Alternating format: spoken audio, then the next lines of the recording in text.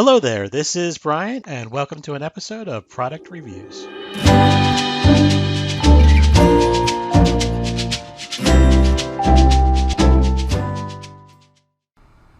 In this episode, we'll be looking at the RYOBI ONE cordless high pressure inflator with digital gauge. So before we get started, let's go ahead and smash that like button and subscribe for future content if you haven't already. So I picked this up from HomeDepot.com in the fall of 2021 when it was on sale. Probably, I think it was around $20, so you can definitely, if you pay attention, this will drop in price. As you can see here, this is probably the full price. And I've really been surprised, so I thought I'd take a moment and kind of run through some of the features of this and just show you basically how it works. So the unit itself is pretty basic. It comes in the RYOBI ONE Plus ecosystem, so if you have these batteries, you don't necessarily need a battery. I have probably about 4 or 5 of these now. And it comes with the nozzles that you would use for inflating like pool patio toys and whatnot, and as well as a adapter for like a football or a soccer ball, and of course your regular standard inflator hose. They say this hose can deliver up to 150 psi. I've obviously not pushed it that high. I think the most I inflate things to is probably somewhere around 35 psi at max for the most part. So it's pretty lightweight, as you can see, and overall I really do like this. I also like the digital gauge in this as well too. There's one thing, you know, I've used with traditional pumps where I'm kind of, you know, you take it on, take it off, checking your tire pressure gauge, and I like the fact that this is digital, and it seems to be very accurate as well too when I measured this against my own pressure sensing tools. So let's actually go ahead and test this out and see how it works in the field. So I'm going to start out here with my wheelbarrow well. It's been sitting out in the winter, being relatively non-used. So as we'll see, this pressure is ridiculously low. And I think this is probably a very common use for this type of tool. So we pop it right on, and we can see right away that this is down to 3.5 psi. And I'm going to start operating this, and we'll see this inflates it really quickly.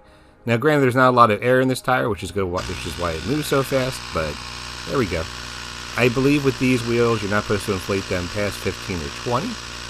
So we'll get it up to that level, and we'll leave it. Now, one thing I noticed when I do use this, I want to let go, and that's going to give me the most accurate reading. If I'm holding that pump and watching the sensor, it's going to add a little bit extra because of that pressure being driven into the wheel itself.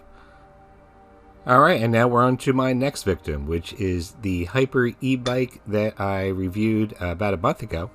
And in this case, I believe I have this down to somewhere in the 20 psi range, which is generally what I run my tires at with this. So I'm going to bring it up to somewhere in the 30s so you can see how long that takes, and bring it back down to where I normally have it. So as we go here, we can see it's right around 23 psi. I usually try to keep that somewhere in the mid-20s. And we can see once again it moves up pretty quickly. And I do like, you know, that I can inflate this and keep an eye on where the pressure is as I go. So now that we have it there, I'm just going to go ahead and deflate it some, bring it back down to spec.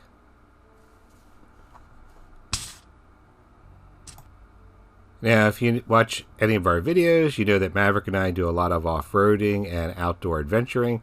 So a lot of times we're out in this Jeep taking it off into the off-road territories. And if anybody knows off-roading, you know, once you start hitting anything that's a little tricky, you're going to drop your pressure down to usually anywhere from the high teens into the mid-20s, depending what type of terrain you're in. So in this case, I do have one tire left over from a recent outdoor adventure when we were outdooring in the Jeep. So this is the front right tire, so I'm going to go ahead and inflate that up for you. And I did decide to pull this out so we can get a little bit more light and get a better view of what I am doing here.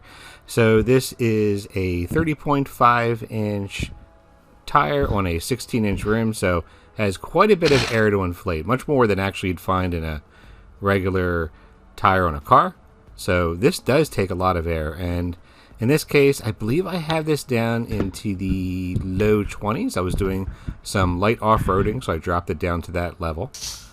So we can see here, yep, it's down to around 24.5 PSI. I normally keep them around 32 to 35.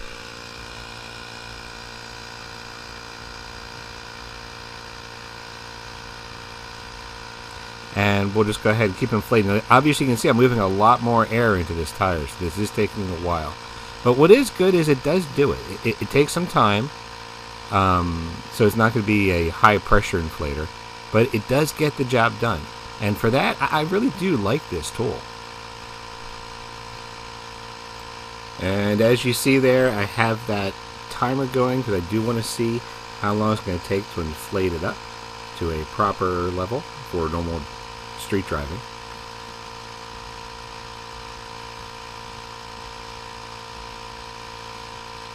And of course, it is getting painful at this point. This can theoretically push something up to 150 psi, and I'm sure it could if it's something small. If you had to push something, obviously with this much air, good luck. I don't know if it's going to be able to do it. I mean, it probably could. It would just take multiple batteries, and this is the 3 amp hour battery that I'm using with it. Usually the amp hours doesn't make a big difference at all in performance. I think there's a lot of misconceptions with battery usage. It's more the voltage. The amp hours is basically how long it'll last. Now with traditional old-fashioned Nikon batteries, it would make a difference because over time the amount of power being delivered would wear down, but with these newer lithium batteries, it's more of a constant rate from beginning to end. You do notice a little bit of a difference, but overall, not really that noticeable in my opinion. Now, in case you are staring at my tires, yes, I know they're worn down. I do need to replace these. Deciding what I'm going to do, I'll probably end up doing the Goodyear, well, not the Goodyear, probably end up doing the KM2s, which I've seen a lot of good reviews on. So that'll probably be another video down the road. Okay, and I just have it up there now. Now, I'm going to go ahead and top this off. I have this, of course, at 32.5 psi. As I mentioned, you're going to let go to see exactly where the pressure is. And I'm eventually going to reach the point here where I'm going to give up and say good enough for now.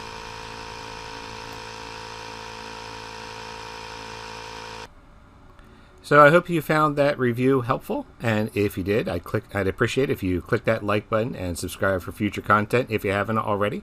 I try to release about 1 to 2 videos per week, so stay tuned for that. And if you have any questions, definitely leave them in the comments section below. And in the meantime, get out there and make your own outdoor adventures, and take care.